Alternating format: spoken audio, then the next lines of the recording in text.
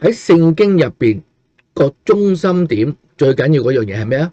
就係耶穌有冇上十字架，3日之後復活嘅呢個歷史，呢個先係中心點。啲人咧就唔會講呢樣嘢嘅，先人講啲咩講一大堆道德撚啊嗰啲咁嘅嘢啦。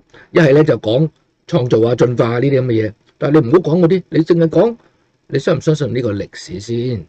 2000年時間俾啲人，你都冇辦法推翻耶穌冇復活。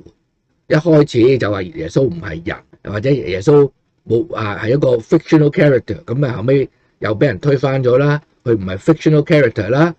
跟住之後就話佢冇復活，話佢俾人老笠咗啫，俾啲人偷咗佢，跟住又俾人推翻咗啦。一個歷史事實嚟噶嘛，你可以 don't care 咯，但係你推唔翻噶喎。問題係，但係啲人點解會